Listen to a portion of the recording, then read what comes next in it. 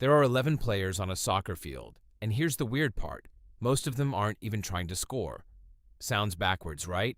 But once you understand what each position actually does, the whole sport suddenly clicks. So let me break down all 11 jobs. Fast, in plain English. By the end, you'll watch a World Cup match and actually know who's supposed to be where. Let's start with the one guy everyone notices. The goalkeeper. He's the only player on the entire field allowed to touch the ball with his hands, and only inside his own box, that painted area right in front of his net. His whole job? Stop the ball from going in. That's it. Sounds simple.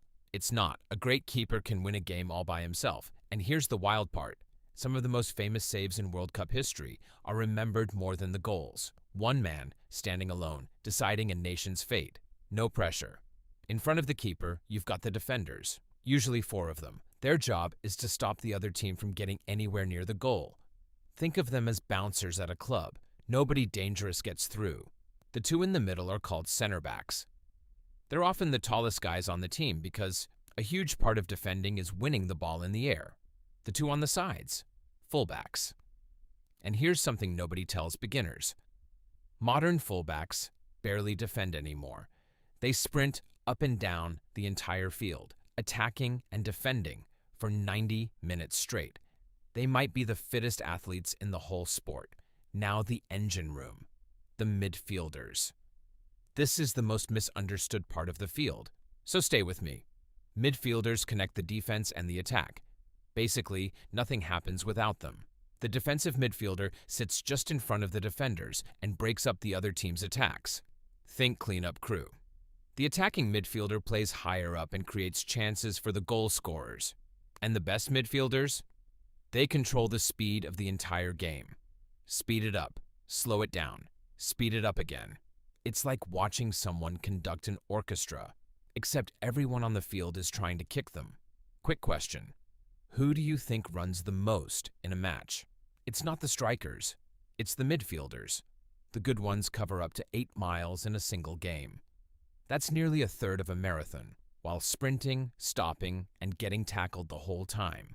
Out on the edges, you've got the wingers, the fast, flashy ones.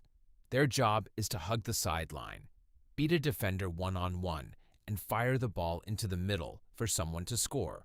Wingers are usually the most fun players to watch. All the tricks, all the speed. If you've heard names like Messi or Mbappe, a lot of their magic happens out wide. And finally, the striker, the goal scorer, the one everybody knows. The striker's only job is to put the ball in the net, and they get all the glory for it. But here's the counterintuitive part. A top striker might touch the ball only 20 times in a whole match and still win the game with one of them. They're not lazy. They're patient. They wait 90 minutes for a single half-second of space, and then they punish it. So let's put it all together. 11 players. The goalkeeper guards the net. The defenders protect him. The midfielders run the show. The wingers create chaos out wide. And the striker finishes it off. Back to front. Defense to attack. That's a soccer team. And here's the thought I want to leave you with. In most American sports, the star is the guy holding the ball. In soccer, the best player on the field might be the one creating space without it. The stuff you don't even notice until someone teaches you to look. Well, now you can look. If this finally made soccer make sense, hit subscribe.